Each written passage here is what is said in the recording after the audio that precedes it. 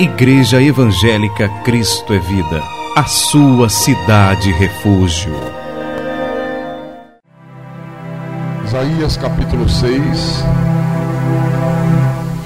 versículo 1 em diante.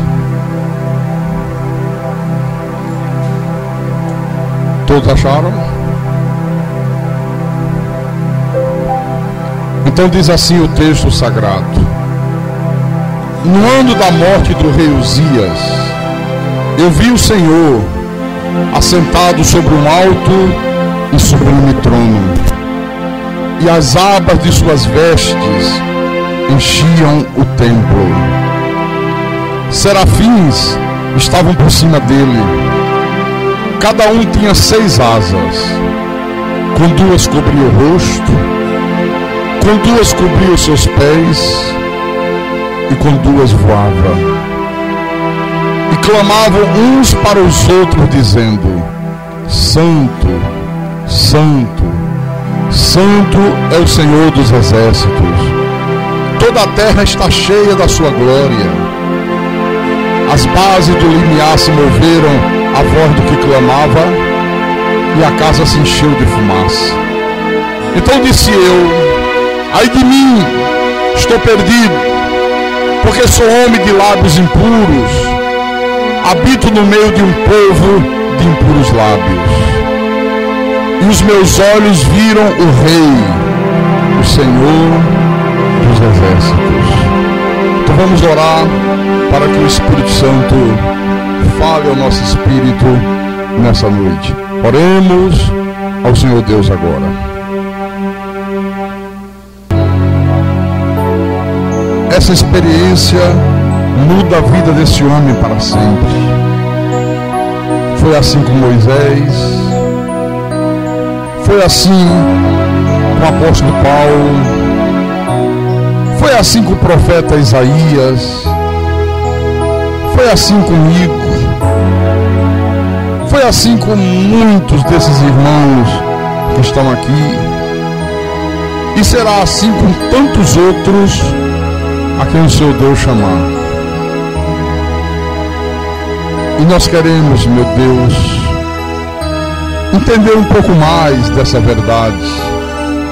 Nós queremos compreender um pouco mais da tua grandeza, da tua glória, do teu poder, do teu amor, da tua bondade, da tua misericórdia, porque tu és um Deus glorioso.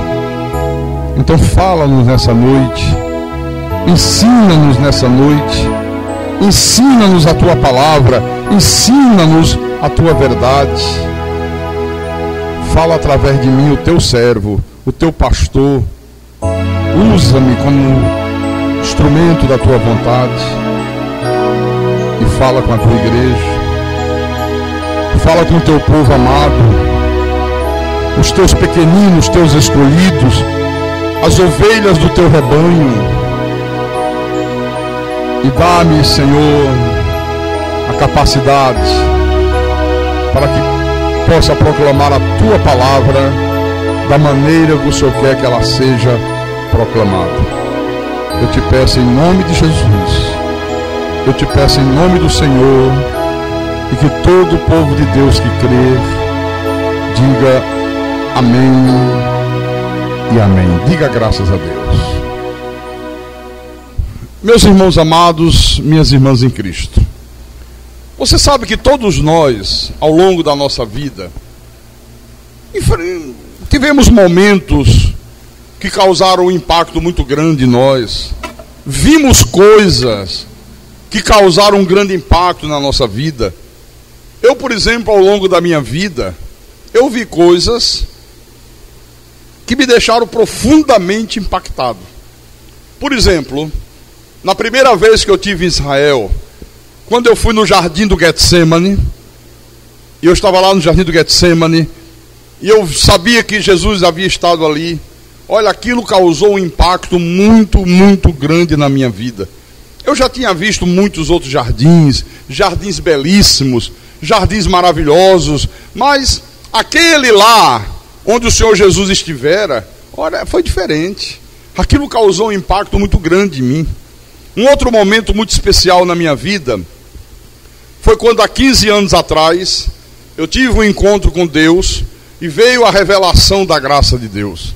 Eu já tinha tido momentos maravilhosos com Deus, eu já havia me emocionado na presença de Deus, eu já havia chorado na presença de Deus, mas nenhum momento podia ser comparado àquele que mudou definitivamente a minha vida, que mudou completamente a minha vida. E eu tenho certeza que vocês já tiveram momentos assim. Bom, foi o que aconteceu aqui, com o profeta Isaías. Isaías viveu um momento diferente de todos os momentos que ele já havia vivido na vida. Esse momento aqui foi especial na vida deste homem. Veja você que Isaías era um homem muito religioso. Ele vinha de uma família aristocrática. Ele falava um hebraico impecável. Esse homem aqui era um homem muito educado, era um homem muito fino, era um homem muito bem sucedido.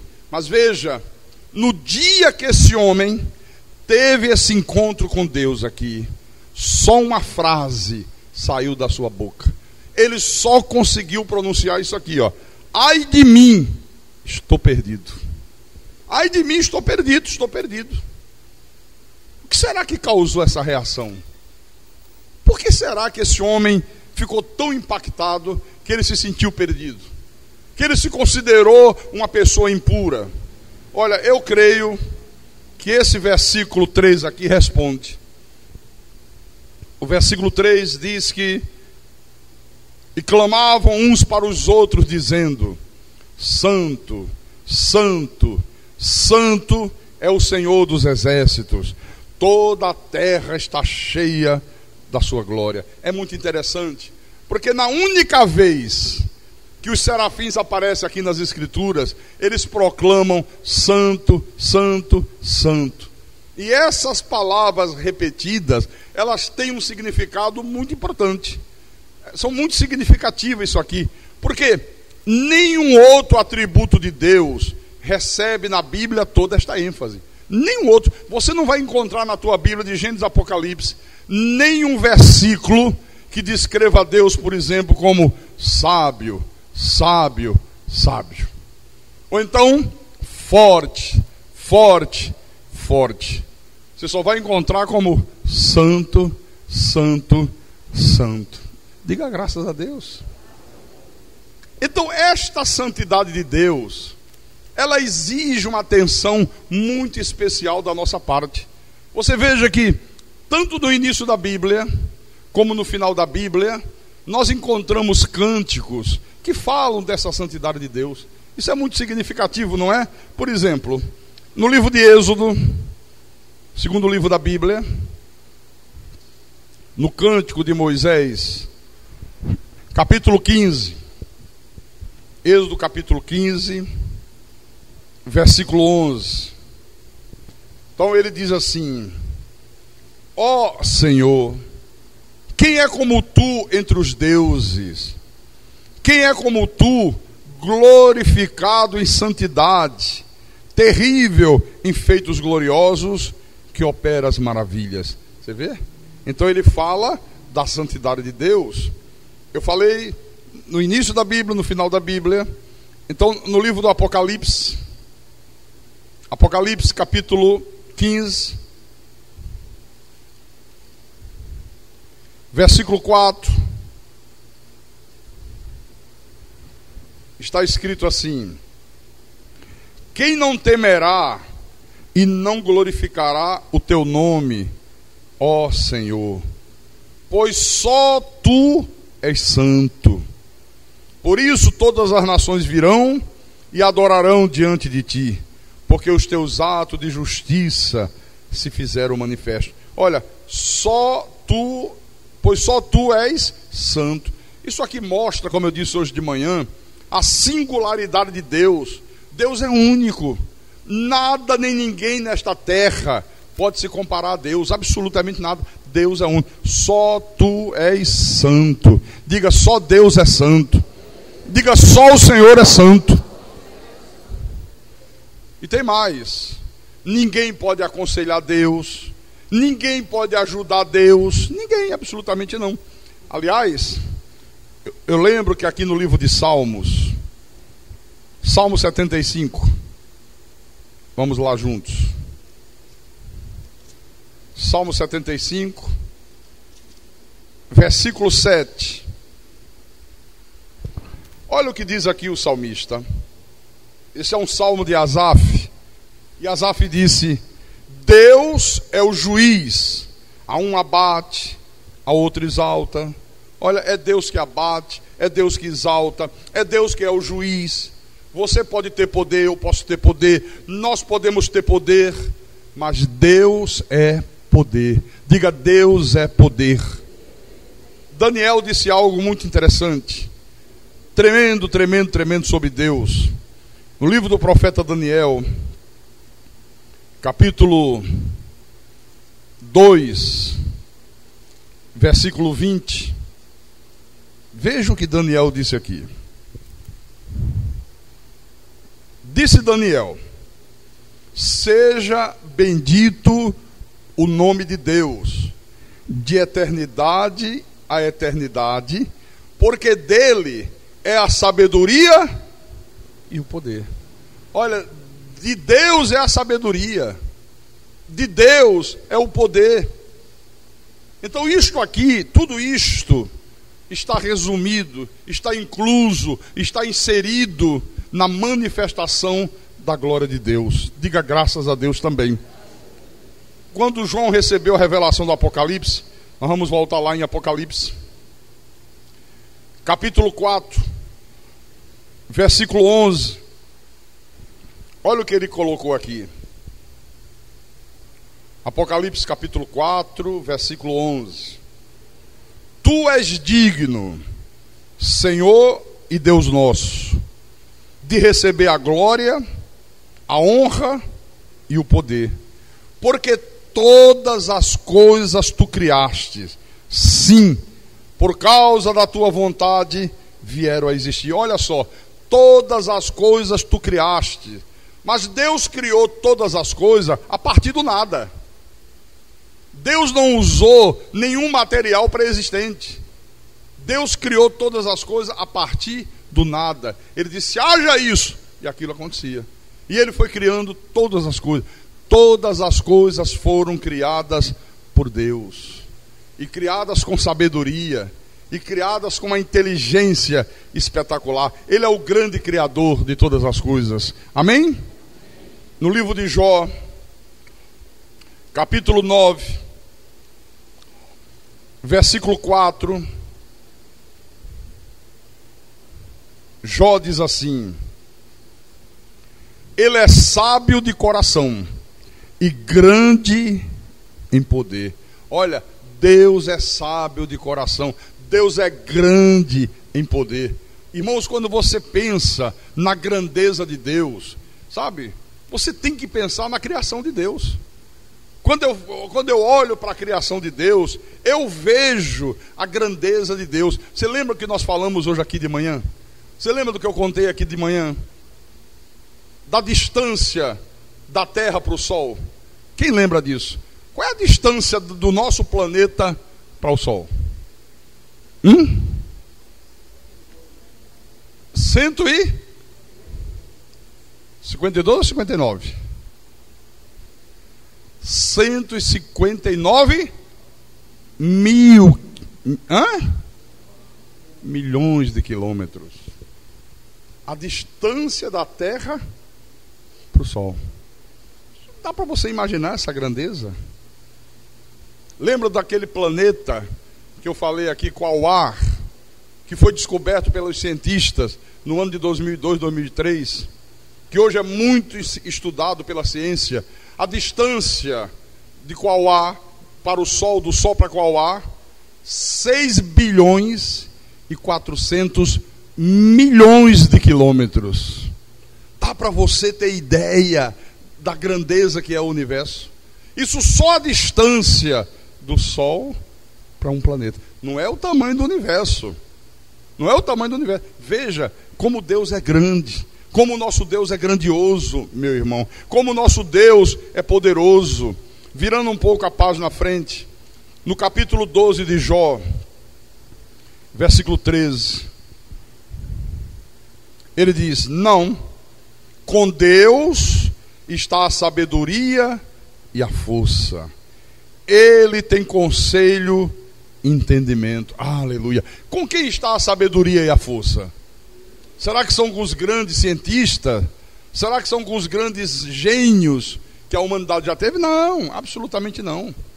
Os maiores gênios que esse mundo já teve, olha, tem uma inteligência desse tamanho. Deus é que tem a sabedoria, né? Deus é que tem a força. Ele é que tem o conselho, Deus é que tem o entendimento sobre todas as coisas. Diga glórias a Deus. O homem se jacta muito da sua sabedoria, da sua inteligência, não é? Olha, o homem é muito sábio. O homem a cada dia está ficando mais inteligente. Veja como é que o homem é sábio. Veja como é que o homem é isso. Veja como é que o homem é aquilo. Tudo que o homem faz, Deus fez primeiro. Você quer ver uma coisa? O sistema de radar, os radares que controlam os voos, os aviões, né? É uma coisa extraordinária, magnífica. O avião, ele voa através de radar. O piloto pode até dormir, né? Que ele sai de um lugar, quando chegar no outro, é só acionar o radar, ele faz um pouso no automático. Ele só interfere se houver uma necessidade de interferir. Mas se não, faz tudo automaticamente, tem radar para tudo. Aí como é que o homem consegue descobrir uma coisa dessa? Que nada. O homem aprendeu com os animais. O sistema de radar foi copiado dos morcegos. Eles estudaram, como é que pode? Como é que o morcego, né, sem ter vista, sem ter nada, não bate coisa nenhuma? Porque ele tem um radar poderosíssimo. Os sonares, né, que é usado nos submarinos embaixo d'água, não foi o homem que descobriu, não. Foram os golfinhos. Deus já criou os golfinhos com um sonar poderosíssimo. Então a ciência estudou, até que descobriu como é que funcionava aquilo. Aí trouxe para cá, para a gente. Então Deus é que tem toda essa sabedoria. Deus é que tem todo o entendimento. Mais adiante no livro de Jó, no capítulo 36, versículo 5, Jó diz assim: eis que Deus é muito grande, contudo a ninguém despreza, é grande na força da sua compreensão. Olha, Deus é muito grande, não dá para nossa mente finita compreender a grandeza de um Deus infinito. Por mais que a gente queira compreender a grandeza de Deus, nós não conseguimos captar isso. Nós não conseguimos compreender como Deus é grande. Por mais que a gente imagine a grandeza de Deus. O apóstolo Paulo, na sua epístola aos Romanos, capítulo 11, versículo 33, Paulo disse assim: ó profundidade da riqueza, tanto da sabedoria como do conhecimento de Deus. Quão insondáveis são os seus juízos, e quão inescrutáveis os seus caminhos. Aleluia. Olha, irmãos, deixa eu dizer uma coisa para você. Nós temos um Deus onisciente, onipresente, onipotente. O conhecimento de Deus sobre as nossas vidas, o conhecimento de Deus sobre a minha vida, sobre a tua vida, é total, é completo. Deus sabe tudo sobre você. Deus sabe tudo sobre mim. Quem é que falou disso na Bíblia? Você lembra? Foi o salmista. Vamos lá na Bíblia, Salmo 139. Tudo isso mostra a glória de Deus. Salmo 139, versículo 4. Olha o que Davi diz. Ele diz assim: ainda a palavra me não chegou à língua, e tu, Senhor, já a conhece todas. Olha que coisa espetacular. Ele disse: ainda a palavra não chegou na minha língua, eu ainda não pronunciei nenhuma palavra. Senhor, tu já conhece a palavra que eu vou falar? Por quê, hein? Sabe por quê? Porque antes de você falar, você pensa. Primeiro você pensa aqui, ó, e depois transforma o que você pensou em palavra. Ele disse: olha, antes que a palavra saia da minha boca, chegue na minha língua, tu já leste o meu pensamento, tu já captaste o meu pensamento, tu já conhece todas as palavras que eu vou proferir. Aleluia, que Deus grandioso. No versículo 5, ele diz: tu me cerca por trás e por diante, e sobre mim pões a mão. Como é bom saber, né? Que nós estamos cercados por Deus, nós estamos guardados por Deus. Deus nos cerca por trás, por diante, pelo lado, pela esquerda, por cima, por baixo. Olha, tu estás debaixo da proteção total de Deus. Versículo 6, ele diz: tal conhecimento é maravilhoso demais para mim, é sobremodo elevado, não o posso atingir. Você vê, Davi disse: olha, isso é maravilhoso. O conhecimento dessas verdades aqui é uma coisa muito grande, eu não consigo atingir, eu não consigo mensurar, eu não consigo ter ideia da tua grandeza, Deus. E no versículo 7, para onde me ausentarei do teu espírito? Para onde eu me ausentarei? Para onde eu fugirei da tua face? Olha, irmão, ninguém pode se esconder de Deus. Ninguém pode se ausentar de Deus. Não adianta. Você pode se esconder dentro de um quarto, você pode mandar construir um buraco na terra, né? Entrar dentro, mandar botar uma laje. Ninguém sabe que você está ali cobrindo de terra. Deus sabe. Deus está te vendo lá, sim, Senhor.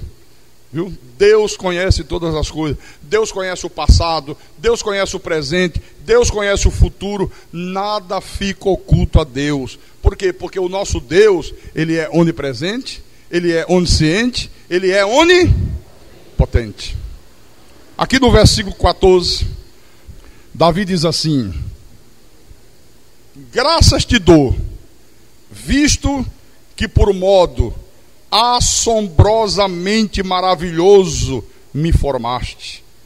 As tuas obras são admiráveis, e a minha alma o sabe muito bem. Olha, visto que por modo assombrosamente maravilhoso me formaste. Você já parou para pensar nisso aqui? O que significa isso aqui? Por que Davi disse isso? Senhor, por um modo assombrosamente maravilhoso tu me formaste. A gente ouve muito falar de DNA, não é? Hoje, no tempo de hoje, se fala muito nisso. Teste de DNA para cá, teste de DNA para lá. Olha, isso aqui tem a ver com isso que Davi está falando. Porque essa coisa de DNA é um negócio extremamente fantástico. O DNA é um negocinho tão pequenininho, mas tão pequenininho, que todas as células do nosso corpo possuem o DNA, com exceção das células vermelhas. Tirando as células vermelhas, todas as outras células do teu corpo possuem o DNA. Então, quando você olha no microscópio super potente, que aumenta o tamanho da célula, aí você vê que o DNA é um negocinho assim, todo enroladinho, como se fosse aquele macarrãozinho. Não tem um macarrãozinho assim que é todo? É muito parecido com aquilo lá. Se você pegar um DNA de uma célula e você esticar, ele mede 2,10 metros. 2,10 metros. Olha isso, bem fininho, bem enroladinho dentro de cada célula do teu corpo. Então, por exemplo, se você tem 1,70 m de altura por aí, aproximadamente uns 70 quilos, você tem ideia de quantas células tem no teu corpo? Alguém aqui tem ideia? Não tem, né? 100 trilhões de células. 100 trilhões de células. Por isso que ele disse assim: graças te dou, visto que por modo assombrosamente maravilhoso tu me formaste. Agora, se você pegar um DNA de uma célula Ele mede 2,10 metros. Se você multiplicar por 100 trilhões de células e saísse emendando um DNA no outro, daria para fazer uma linha que fosse daqui até a Lua. Grandioso. É ou não é? É ou não é? É nada. Daria para ir daqui à Lua 550 mil vezes. 550 mil vezes. Se amarrasse um DNAzinho no outro. O que tem no teu corpo. E ali no DNA está registrado todos os teus dados. Se fosse possível passar para um CD-ROM os dados do teu DNA, olha, tinha que ter um galpão desse aqui cheio de CD para comportar todos os dados que estão ali armazenados. Não é uma coisa grandiosa, gente? Não é uma coisa fantástica? Não é uma coisa extraordinária? Olha, a coisa é muito grande, a coisa é muito complexa, viu? Por isso que ele disse: Senhor, eu graças te dou, visto que por modo assombrosamente maravilhoso tu me formaste. As tuas obras são admiráveis e a minha alma o sabe muito bem. As tuas obras, ó Deus, são admiráveis. Como o homem quebrou a cabeça para conseguir fazer o avião, né? Mas o homem não consegue voar sem ser com a máquina. E quantas infinidades de pássaro Deus criou que voa com a maior tranquilidade do mundo. E olha para vocês: ih, bobão, você nem voa e eu voo. Tudo perfeitamente criado por Deus, sabe? Tudo milimetricamente calculado, sabe? Um verdadeiro engenheiro. Como é que chama o engenheiro que lida com essa coisa de aviação?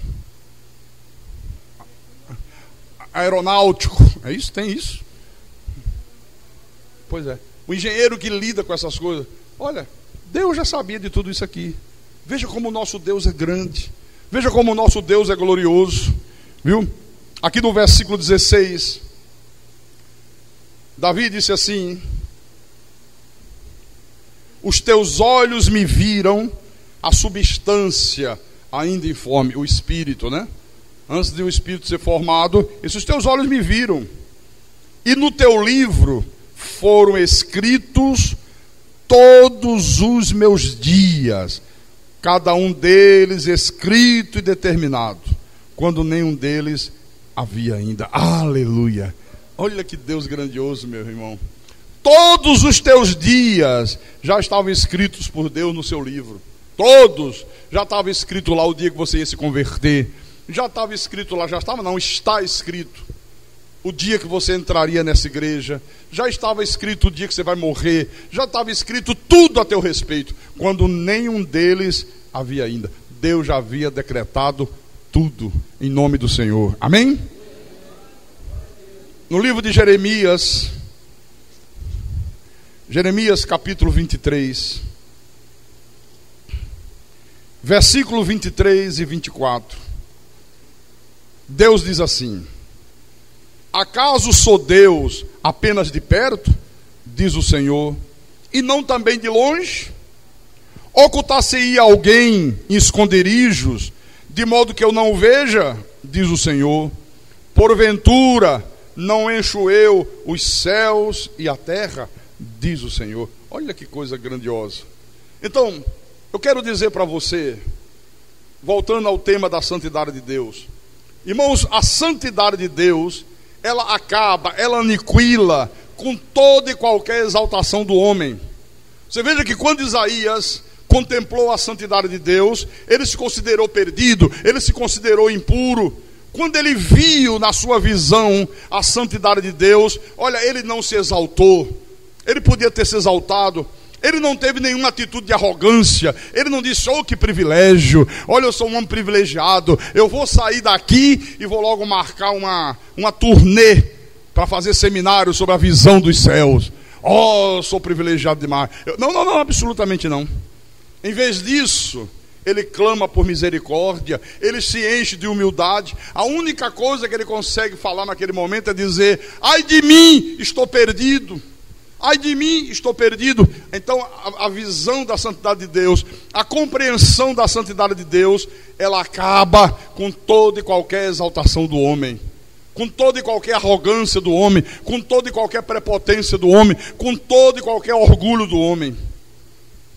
E por fim, eu quero dizer aos irmãos amados nessa noite, que nós que somos de Deus, uma vez chamados por Deus, uma vez que o Senhor nos tirou das trevas para a sua maravilhosa luz, uma vez que Ele nos deu vida, uma vez que Ele nos regenerou, nós devemos ter como prioridade, número 1, exaltar a glória de Deus nesse mundo. Nós devemos fazer tudo para a glória de Deus. Tudo que você fizer na tua vida, faça para a glória de Deus. Aliás, Paulo ensinou isso, não foi? Em 1 Coríntios, Paulo ensinou isso à igreja.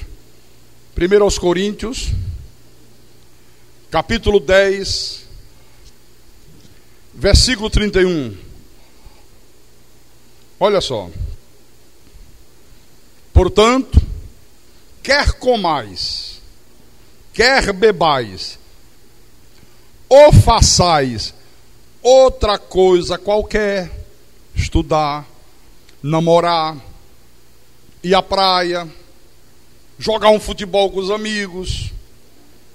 Ele diz: fazei tudo para a glória de Deus. Tudo que você fizer na tua vida, faça para a glória de Deus. Como assim, pastor? O que é que significa isso? Isso significa que todas as tuas atitudes, elas têm que refletir a glória de Deus. Ela tem que servir para manifestar a glória de Deus nesse mundo. Você quer ver uma coisa? Volte aqui em Mateus. Vamos lá. Mateus capítulo 5. Mateus capítulo 5. Versículo 16. Olha como é que Jesus ensinou sobre isso. Ele disse assim: assim brilhe também a vossa luz diante dos homens, para que vejam as vossas boas obras e glorifiquem a vosso Pai que está nos céus. Olha, ele diz: brilha a tua luz, tem atitude santa, tem atitudes corretas, tem atitude diferente daqueles que não são de Deus, para que os homens vejam as tuas boas obras e glorifiquem ao vosso Pai que está nos céus. E glorifica a Deus. Como é bom uma pessoa glorificar a Deus pelas tuas atitudes. Olhar para você e dizer: olha, esse homem aí é diferente, esta mulher é diferente. Por que é diferente? Não sei. Eu vejo algo diferente na maneira de falar, na maneira de pensar. Quando a gente conversa, os pensamentos, a visão que esse homem tem, que essa mulher tem, é uma coisa diferente, é uma coisa espetacular. Olha como ele é diferente como marido, olha como ela é diferente como esposa, ele é diferente como filho, ele é diferente como pai. Olha como ele é diferente no seu local de trabalho, como empregado. Ele é o patrão, olha que patrão diferente. Eu nunca vi um patrão igual a esse. Aí quando ele vai pesquisar, descobre que aquela pessoa é um cristão. Aí diz: eu logo vi, tinha que ter Deus nessa jogada aí. Graças a Deus pela vida desse homem. Então, pelas tuas boas obras, eles glorificam a Deus. Amém? Glorificam a Deus. Mas a tua salvação também tem que refletir a glória de Deus. Você sabia disso? Vou explicar por quê. Vamos lá em Efésios capítulo 1, versículo 13 e 14. A tua salvação tem que refletir nesse mundo a glória do nosso Deus. Então Paulo disse assim: em quem também vós, depois que ouvistes a palavra da verdade, o evangelho da vossa salvação, tendo nele também crido, foste selado com o Santo Espírito da promessa, o qual é o penhor da nossa herança, até ao resgate da sua propriedade, em louvor da tua glória. Quando é que a salvação se concretiza em nós? Quando nós ouvimos a palavra da verdade, o evangelho da salvação, nós cremos, porque Deus nos imputa o dom da fé, e no momento que nós cremos, Deus nos sela, Deus nos unge, Deus nos batiza com o Santo Espírito da promessa. E o Espírito de Deus que passa a habitar em nós é o penhor, é a garantia de que nós somos propriedade dele, até o resgate da sua propriedade, em louvor da sua glória. Então, por isso que nós dizemos que a salvação é por absoluta graça de Deus. Se você diz que foi você que aceitou Jesus, quem é glorificado é você.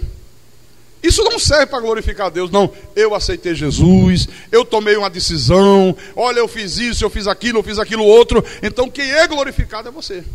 Mas na hora que você diz, eu estava morto em delitos e pecados, eu caminhava a passos largos para o inferno, e Deus estendeu as suas mãos de misericórdia e me resgatou das trevas para a luz. Deus me deu vida, estando eu morto nos meus delitos e pecados. Isso reflete a glória de quem? A glória de Deus.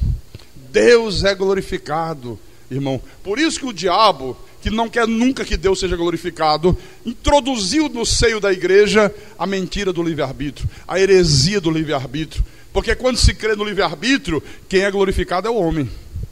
O homem é que é glorificado, viu? Não foi ele, eu aceitei.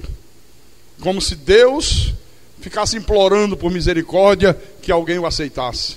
Não, Deus não precisa da misericórdia do homem. O homem é que precisa da misericórdia de Deus. O teu corpo também tem que refletir a glória de Deus. Em 1 Coríntios capítulo 6, versículo 19 e 20, Paulo diz assim: acaso não sabeis que o vosso corpo é santuário do Espírito Santo, que está em vós, o qual tendes da parte de Deus, e que não sois de vós mesmos, porque foste comprado por preço. Agora, pois, glorificai a Deus no vosso corpo.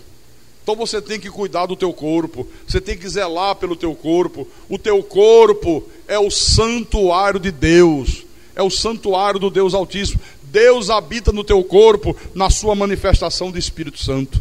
Amém? O teu corpo não é teu, o teu corpo é de Deus, pertence a Deus. Deus é que é o dono, Deus é que é o proprietário dele, viu? Mas vou dizer mais um pouquinho antes de terminar. Em 2 Coríntios capítulo 4, as tuas lutas, elas têm que refletir a glória de Deus. Todas as nossas lutas, e nós temos muitas lutas ao longo da vida, né? Como nós temos luta, como nós enfrentamos batalhas. Então veja só, 2 Coríntios capítulo 4, versículo 15. Porque todas as coisas existem por amor de vós, para que a graça, multiplicando-se, torne abundante as ações de graça por meio de muitos, para a glória de Deus. Aleluia. Todas as coisas existem por amor de vós. Olha, quando você enfrenta uma luta, quando você enfrenta uma dificuldade, quando você enfrenta momentos difíceis na vida, irmãos, isto vai servir para glorificar a Deus. Por quê, pastor? Porque não há vitória sem lutas. Ou há? Existe vitória sem luta? Não. Você diz assim: olha, o Fortaleza foi campeão cearense. Para ser campeão, teve que enfrentar uma porção de clubes, uma porção de time. Teve jogos difíceis, perdeu aqui, ganhou acolá, problema de toda a ordem, no final foi campeão. Se ele não enfrentasse aqueles times, né, não iria ganhar nada, não teria vitória nenhuma.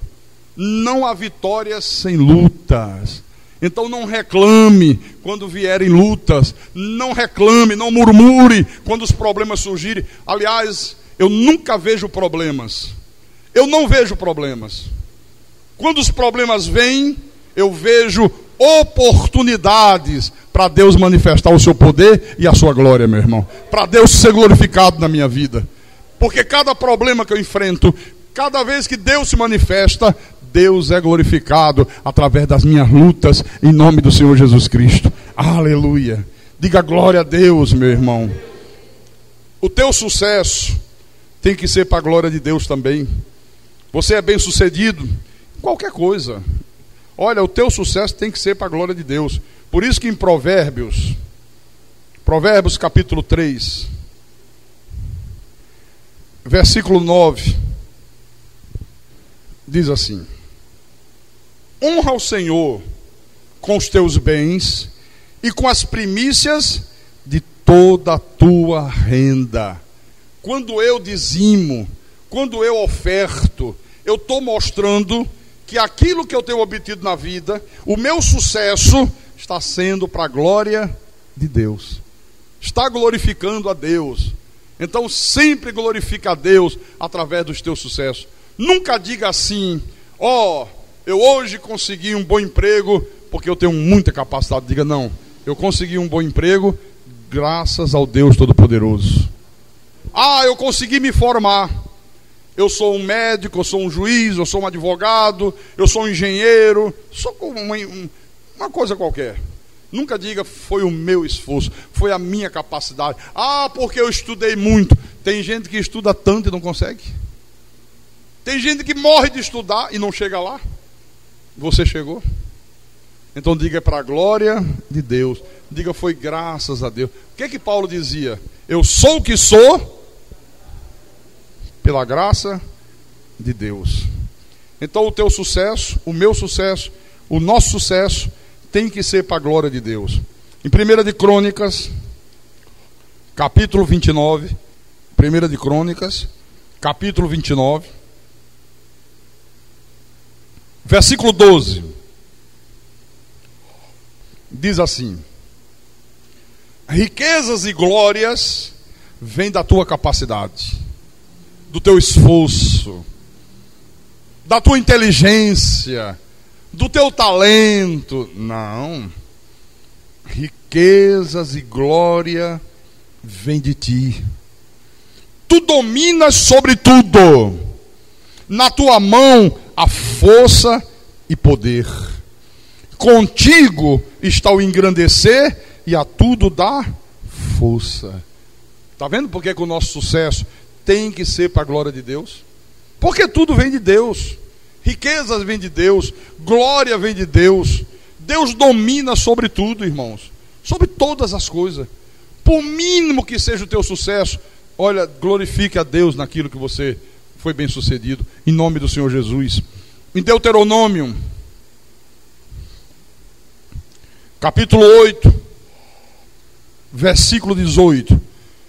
Deuteronômio capítulo 8, versículo 18. Vamos ler o 17 também, que é muito interessante, para a gente terminar.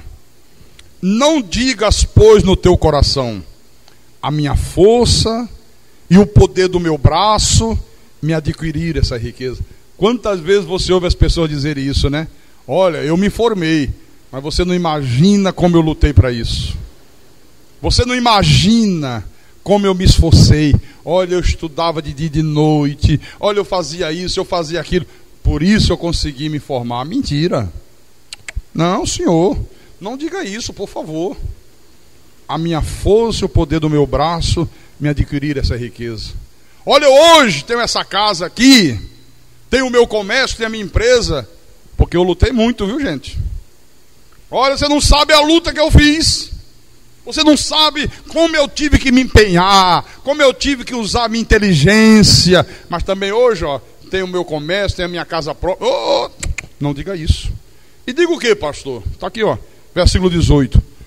Antes te lembrarás do Senhor teu Deus, porque Ele é o que te dá força para adquirires riqueza, para confirmar a sua aliança, que sob juramento prometeu a teus pais, como hoje se vê. Aleluia.